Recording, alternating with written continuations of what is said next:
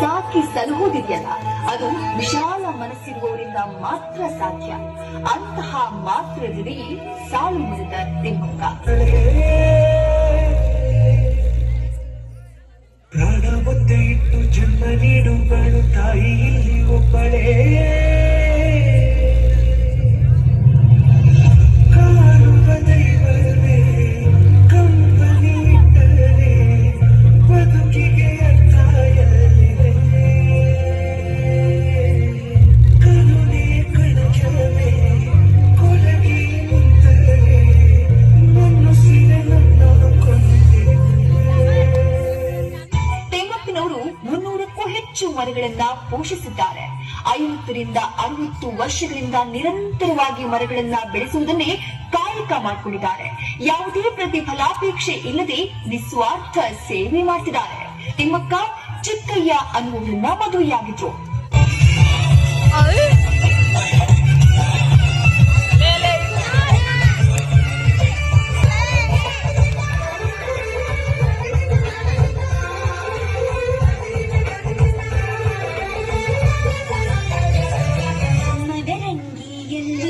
ಮನಸ್ಸಿನ ರಂಗು ಮೂಡಿದೆ,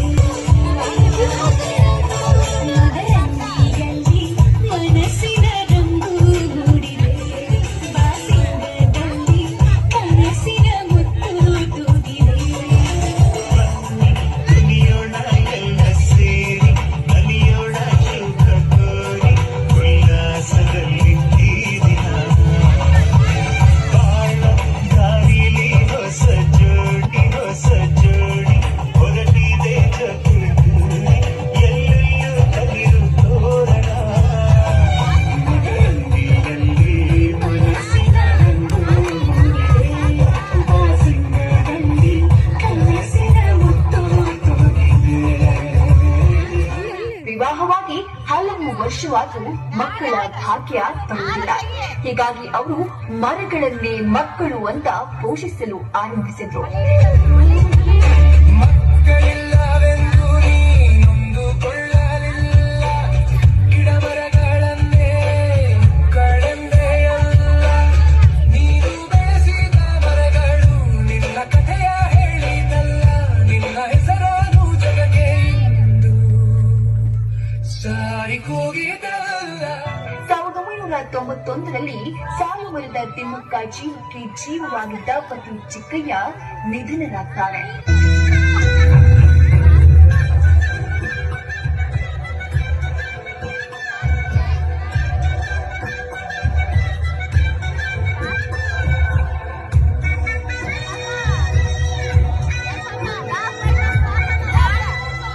ಆಗಲೂ ಎದೆಗುಂದದ ತಿಮ್ಮಕ್ಕ ಮರಗಳ ಕಡೆಗೆ ಗಮನ ಕೊಟ್ಟು ಏಕಾಂಗಿಯಾಗಿ ಅವುಗಳ ಪೋಷಣೆ ಮಾಡ್ತಾರೆ. ಸಾಲು ಮರದ ತಿಮ್ಮಕ್ಕ ಬಯಸದೇ ಇದ್ದು ಹಲವು ಪ್ರಶಸ್ತಿಗಳು ಸಮ್ಮಾನಗಳು ಬಂದಿವೆ.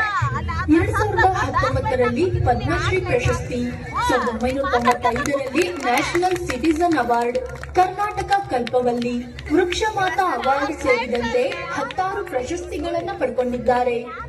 ಸೆಂಟ್ರಲ್ ಯೂನಿವರ್ಸಿಟಿ ಆಫ್ ಕರ್ನಾಟಕ ಸಾಲು ಮರದ ತಿಮ್ಮಕ್ಕನಿಗೆ ಗೌರವ ಡಾಕ್ಟರೇಟ್ ಕೊಟ್ಟಿದೆ. ಸಾಧನೆ ತೋರಿದ ನಿಮಗೆಲ್ಲ ಸಾವಿರ ಸಾವಿರ ಚಪ್ಪಾಳೆ, ನಾಡಿನ ಕೀರ್ತಿಯ ಬೆಳಗಿಸಿದ, ನಾಡಿನ ಕೀರ್ತಿಯ ಬೆಳಗಿಸಿದ ನಿಮಗಿದು ಹೆಮ್ಮೆಯ ಚಪ್ಪಾಳೆ, ಚಪ್ಪಾಳೆ ಚಪ್ಪಾಳೆ ಚಪ್ಪಾಳೆ ಚಪ್ಪಾಳೆ ಚಪ್ಪಾಳೆ ಚಪ್ಪಾಳೆ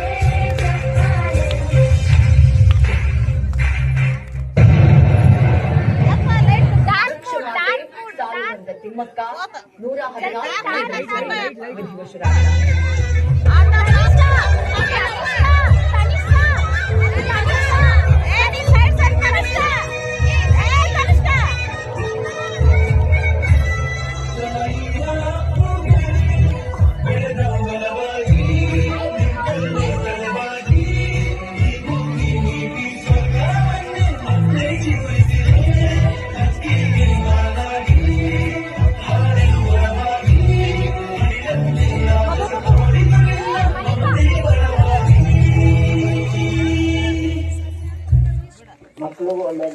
ಮಕ್ಕಳು ವಿದ್ಯಾಭ್ಯಾಸದಲ್ಲಿ ದೇಶಕ್ಕೆ ನನ್ನಂತೆ ಹೆಸರು ಹಚ್ಚಿ ನಿಮಗೂ ಒಳ್ಳೆಯದಾಗಿ ಸ್ವಾಮಿ.